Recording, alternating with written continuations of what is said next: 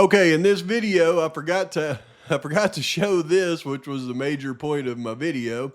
So I'm going to go ahead and add this to the video and then re-release it. But what I was trying to show was, like in report number 7, down here it unmasked all the boxes that has been masked this whole time. For example, when you go to item number 3, all the people that they excluded as being contributors to the mixture, look, they took the boxes off. Maddie Kaylee, Jack Decor, Bethany Funk, Dylan Mortensen, John Showalter, Cole Barenberg, Jose Cruz are excluded as being contributors to this mixture. 9.1, Jack Decor, John Showalter, Cole Barenberg, Jose Cruz are excluded as being contributors to this mixture. 10.1, Jack Decor, John Showalter, Cole Barenberg, Jose Cruz are being excluded as being contributors to this mixture. And then when you get down here to these inconclusive results, they unmasked Jack Decor, Cole Barenberg, Bethany Funk, John Showalter, Jose Cruz, Dylan Mortensen are being excluded as contributors to this mixture. This is one in the next video, though, that is absolutely insane, and I just don't understand what the defense was doing by not pointing this one out. So, I mean, it does suggest a level of cooperation. But then look, report 26, it does it again. This is the report where they exclude Brian Koberger from all of this evidence. But I meant to show you this.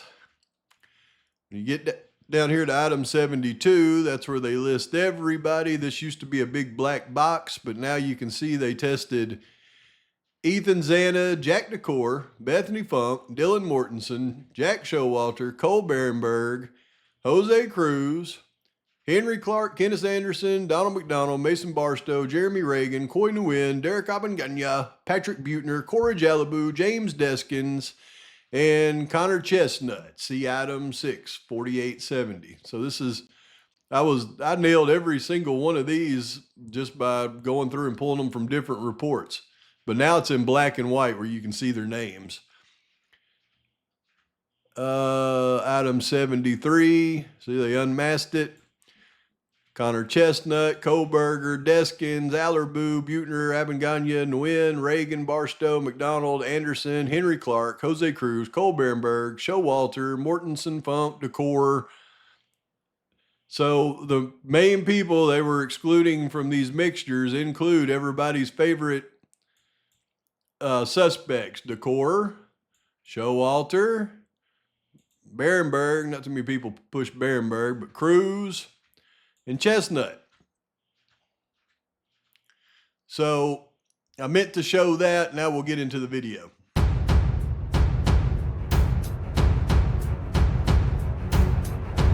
Ladies and gentlemen, thank you. Listen to Pavarotti. Can I be your superhero? Hello, welcome to The Revealing. I'm your host, Pavarotti, and I'm here to discuss the Idaho 4 case. And you know, I'm not saying that I'm a Swami by any means, but I am saying it's very curious to me that I cover a lot of information, and it seems like as soon as I cover the information, bam, we get released court docs that go over the information that I just covered. So I did a video last week for the members when I was diving through those reports, and I was able to locate how to see where we compare all of the people in the case to all the evidence in the case. And that's why I was so adamant about, people that keep claiming Jack D and Jack Showalter and Connor Chestnut and all these people. I mean, they need to look at the evidence in the case, what was compared against the evidence in the case. And I realize people will make the arguments, well, yeah, just because they didn't match that evidence doesn't mean they weren't guilty. Right, but if we're going to say that Brian Koberger doesn't match the evidence, therefore he's not guilty, then why would we turn around and use the exact same argument against all of these guys? Especially when, in my humble opinion, not one of them is capable of committing a crime like this, and they don't have the experience to do it, and it's just ridiculous in my mind to even think that they could have been part of this because of the manner in which this crime went down. This was a hit, man. This was a hit. This was a 4-minute hit by several individuals that have no absolute emotions that went in there and did a hit. Like these people, these youngsters weren't even people. I mean, left their mark, made their point, and got out of there. I mean, that's just plain as day to me. I don't know why nobody else can see it. And then when you look at the actual record of people that were involved around these victims, and we see what happened with the actual people that was actually involved in criminal activities that was directly related to these folks, nobody talks about it but Pav. Now, everybody else will try to make up, oh, maybe the victims were confidential informants and they were doing this and that, with absolutely nothing to back it up. It's just making it up. When there's documented proof of people around this case that are documented to have been dealing with very bad people, it's documented that they got deals right before this, and it's documented that after those deals, there's some things that went down, and we've gone through it in detail. But when we start talking about all the information that we're uncovering and then talking about how these court docs are unsealed, it's almost perplexing to me. I mean, how close to talking about things and things being unsealed that this stuff happens. It's kind of weird at this point. Let me know your thoughts at the end of this video. Seeing this new unredacted report number 7, where they go through and they just unmask everybody, and it tells you about all of this evidence, 3, 4, the fingernail swabs, the victims, and then it gives you the breakdowns. Well, before, all of this was redacted, but it tells you that Maddie, Kaylee, Jack, Bethany, Dylan, John Showalter, Cole Berenberg, Jose Cruz were all excluded from being contributors to this mixture. And then it continues down here. Look here. Jack, Showalter, Berenberg, and Cruz are excluded. Jack, Showalter, Berenberg, Cruz are excluded. Then it gets to over here where they got these inconclusive results, and all of these people are not under the fingernails, especially Ethan Chapin. Look, 3.33 means it's a 1 in 3 chance that it's Ethan's DNA rather than an unrelated individual randomly selected from the population. That's anything from 1 to 10 is unable to be excluded, but anything from 1 to 10 is an exclusionary number. I mean, it's ridiculous. So none of these people, including Cole, Ethan, Xana, Bethany, Jack Showalter, Jose Cruz, Dylan Mortensen are contributors to the mixture of the DNA under Maddie's fingernails. But it's just very interesting to me that they just happened to unseal these reports and show us this finally. And then when we go down here, the other report I've been going over religiously, report number 26, which was a report where they say they matched Koberger to the 1.1, 5.37 octillion. But he's been, y'all know I've just recently put this out, excluded. He was excluded from all the other evidence in the case. They finally put out that report. Blows my ever-loving mind that they put this out right as I'm covering it. That's not all. They also put out unredacted report 15, showing all of the people that they compared against all the evidence in the case from here to here. These are the victims. They compared more than these, actually. They also compared Showalter, Berenberg, Chestnut, Dylan, and Bethany. But Chestnut, Berenberg, and Showalter are all in the D2 investigations list, so they never pop up in this because this is case number 4843. You have to look for their code, which is 4870. But it's just amazing to me. They put all this out, and last week I do this video. You know, I'm almost giddy because now that I've taught myself all this stuff about this DNA, I now have some interesting things I can point out. Sooner or later, somebody's going to look at this work and go, wow, we really need to do something because this guy's exposing everything. But I now know beyond a shadow of a doubt that they have compared these three, where are we at? These three to almost every piece of evidence, if not every piece of evidence in the case, and cleared them.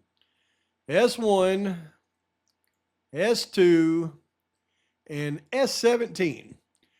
All right, S1 and S2 is Jack Showalter, Cole Berenberg. S17 is Jack DeCore.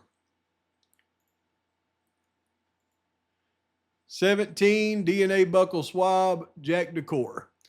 So as all the evidence is tested going forward, they test those three against everything. So people that claim that Showalter, DeCore, or Berenberg are somehow guilty of this, and they have no valid reason to ever claim that they don't believe Brian Kohberger did it because the evidence doesn't show it, and then try to blame those guys because they were tested against every piece of evidence in this freaking case. And they're not unknown male B. They're not L5. Their fingerprints were tested against L5. They were tested against 1.4, Q1.1, all the fingernails. I mean, the blood on the glove. They were tested against all the evidence in the case. Even thoroughly tested against the fingernails underneath Ethan's fingers, which it seems like they went through some, and Xana's fingers. So they went through some extra things on Xana and Ethan's fingers. But also, now that I know how to do this, watch this.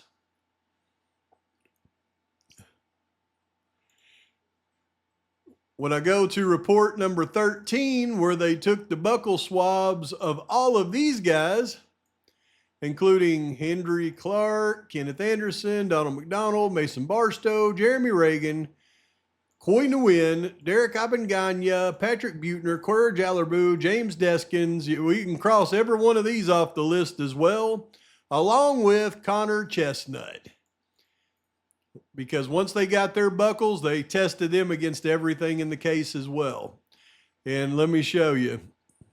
I thought that they just never went through with creating their profiles. I was incorrect. When you get down here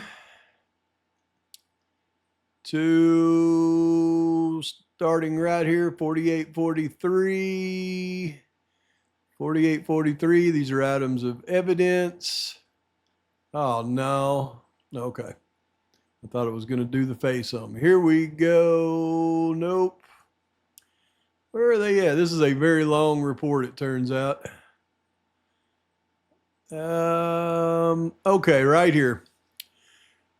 E41 through E50. All 4843. This is 4407, different case. But E41 through E50. 41 through 50 is all the people I just said at the top of this report. So we can identify every one of them by their number.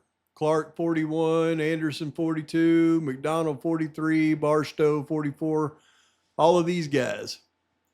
And it's really kind of interesting when you go digging through this stuff. When we get down here, so they create their profiles, but they go even a little bit further with all of these guys. Okay, we get here. This is Q9.1. This is Xana Kernodle's left fingernail. Now, it's interesting to me that they were really wanting to clear people from Xana's left and right fingernails because it starts right here, number of contributors 2. And you can see Q9.1, they put V8 as a known contributor. V8. is the DNA blood card of Xana herself. And then the secondary contributors, they start with E41, which was the first guy on our list.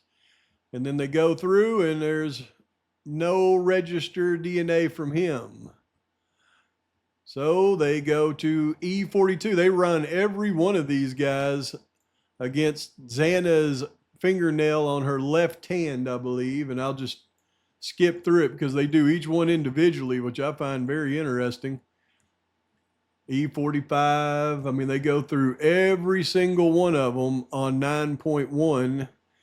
9.1, E47, and no, they're all zeros. We got E49. They come up with nothing.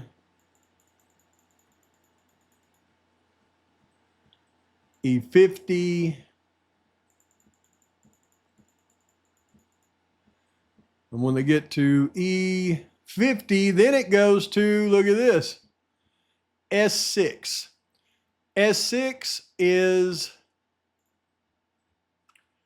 S6 from the Idaho State Police investigation, DNA swab of Connor Chestnut. So once they do this and they run them through STR mix against evidence, at that point, the lab tech is able to go through, take their DNA and exclude them from all the other evidence in the case. So you can bet Jack DeCore, Jack Showalter, Connor Chestnut, and everybody on this list has been compared to every piece of evidence in the case as it relates to DNA. So again, they run Chestnut against it and nothing. So they continue on. And they go to 10.1, which is Xana's other fingernail, and they do the same thing. They go from 41, and then they just keep on testing every single one of those dudes. I mean, they were like, we're gonna see if one of these guys match Xana's fingernails. Now that goes to Maddie's. Hang on. Okay, so it stops here with Connor Chestnut. And then it gets to Maddie's 13.1. And that's where things, for some reason, don't run quite as well. Now, they've got 3 contributors in there, and they run them all as the unknown is 2, which they later determined that it's actually Kaylee's. But you can see under 3 where they're running all these, they start with 41. And they just keep on going through every one of these guys. 49.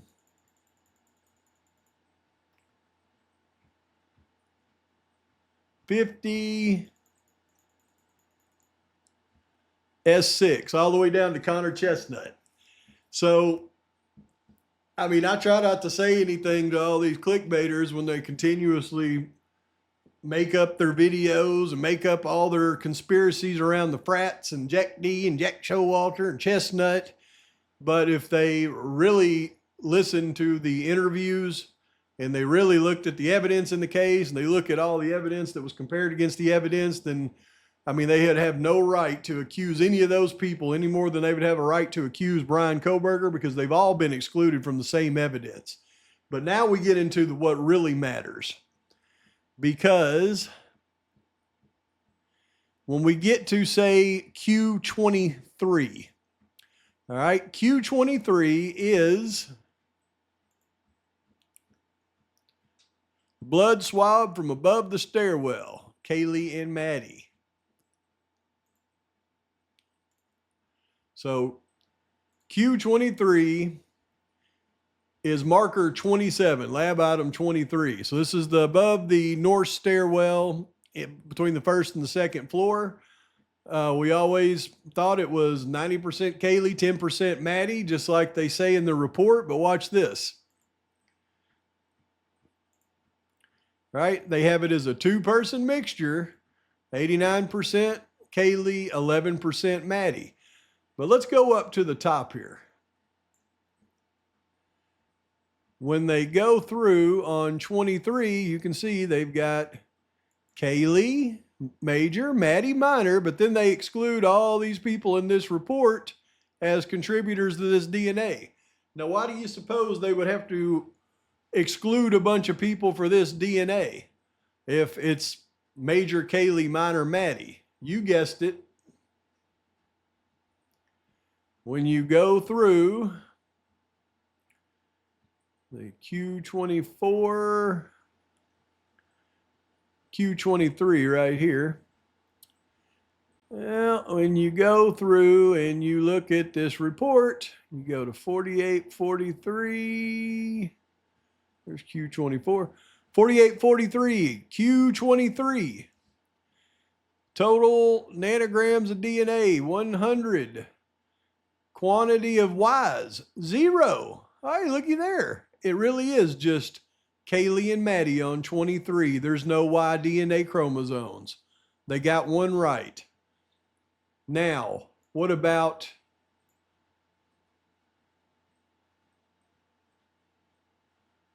item 24 though? Item 24, 25.6 octillion. That's the, oh, I just noticed that. That's the only one I've seen that was octillion on one of these matches.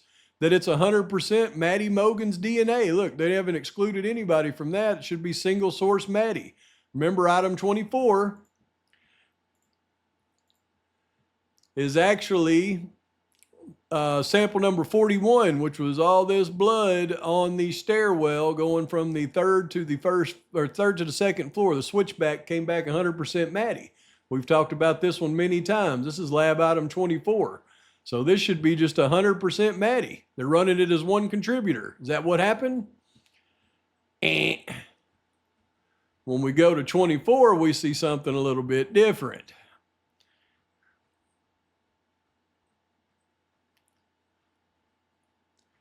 Item 23, here is item 24 right here, 4843. Look at all these picograms. You can tell with all that blood, you would get a pretty good sample, 1150. But in that 1150, boom, there is Y chromosomes. There is a male mixed in with that mixture with Maddie. So when we go to 24, okay, so remember we talked about 23. That was Kaylee and Maddie, two-person mixture. Look, they got it right. It didn't have any Y chromosomes in it.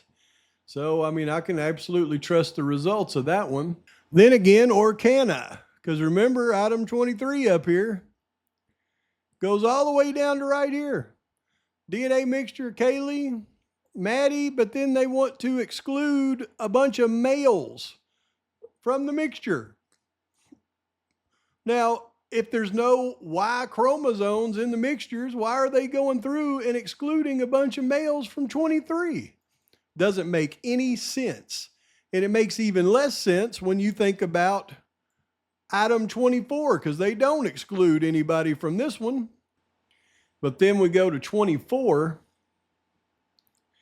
Q24, it's got Y chromosomes in the DNA, but they put it as one contributor. Ignore the Y chromosome, run it against Maddie and get 25.6 octillion. Okay, it's 100% Maddie. It's not 100% Maddie though, because unless Maddie's got Y chromosomes, which we know she doesn't. So why do they not want to run this male against suspects? They know that's a perpetrator. Why don't they want to run it against suspects mixed in with her blood? Blows my mind. They need an audit. Then we go down here to everybody's favorite, Q30. Now we know what Q30 is. This is unknown male B on the handrail. Unknown male B on the handrail. And it blows my ever-loving mind because the number of contributors in unknown male B is 3. 1971 in the first part. Look at all these DNAs. People thought that's degraded DNA. That's why they didn't run it, Pop. Yeah, right. 1971 picograms. 4121. I mean, you're telling me you can't test this? That seems to be more than other samples when I look at that. But anyway, you can see that they actually run, because there's more of these than in most. There's extra boxes. So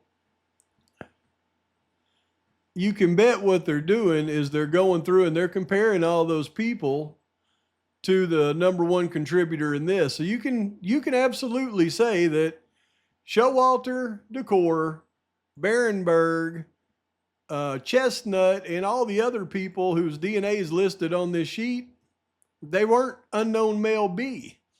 Who are these contributors, though, on 2 and 3?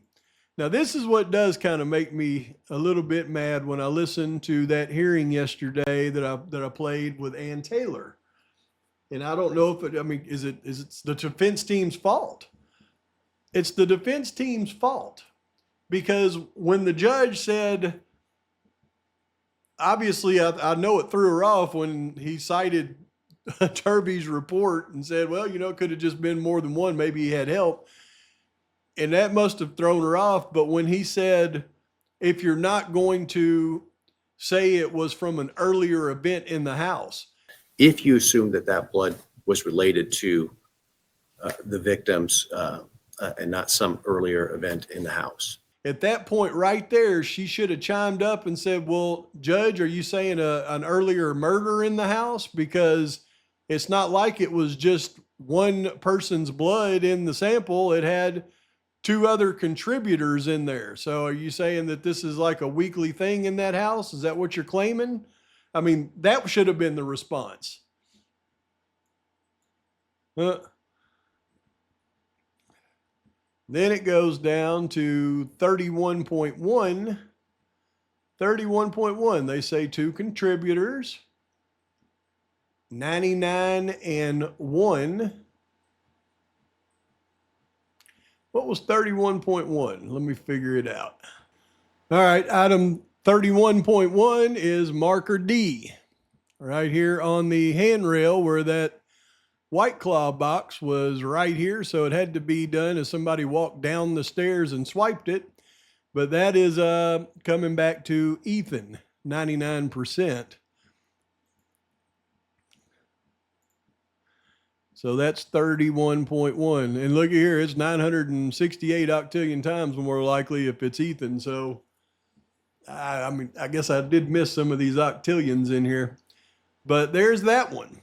Now, 37.1 and 37.2, those are male C. They never did identify male C because this was blood that they found at Jack D's house, and it doesn't match anybody in the crime, doesn't match any of the victims, so it's likely just blood that had nothing to do with a crime.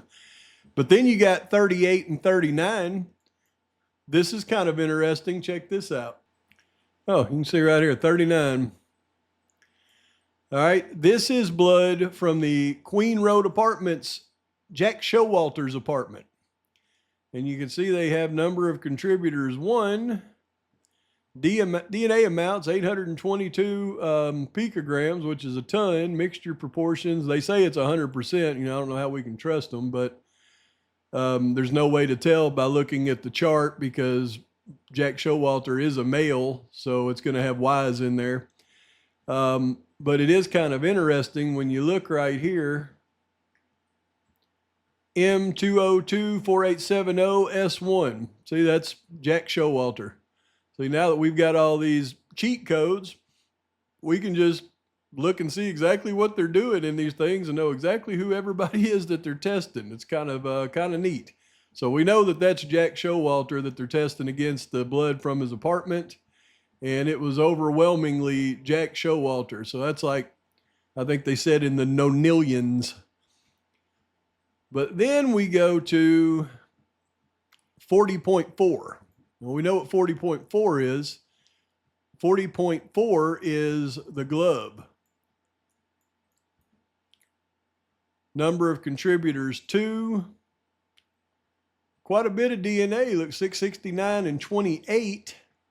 I would think, you got a glove sitting out there with 2 people's blood in it. It's got to be of some value.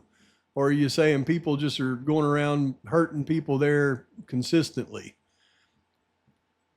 And all they do is test a bunch of people against it. So we go back up here to 40.4.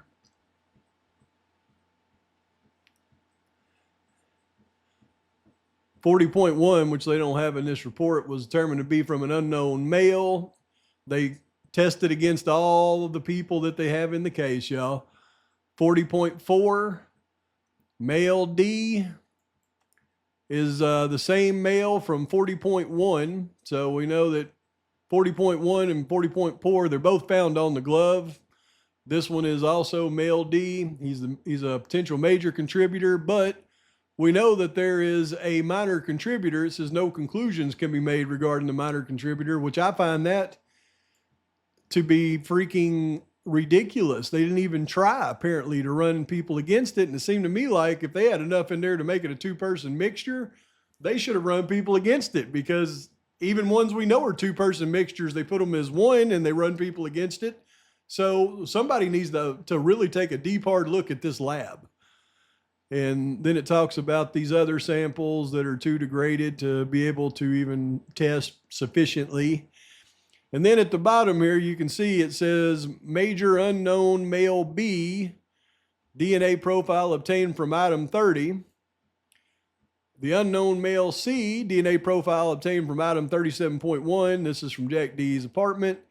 And the partial unknown male D, DNA profile obtained from item 40.1 are not eligible for entry into the combined DNX CODA system. I can understand male C because that's a totally other house with no connection to the crime, but male B and male D should have absolutely been run through CODIS, and they know it. And there's no doubt about it. But it's interesting when you got these cheat codes, what you can look at. Please let me know your thoughts on everything that I discussed in this video, because it is just perplexing to me how we go through this stuff and then they unseal the court docs and it's just what we went through. I mean, is it a coincidence? I guess, but according to the Crime Talk lawyer, there are no coincidences in criminal law.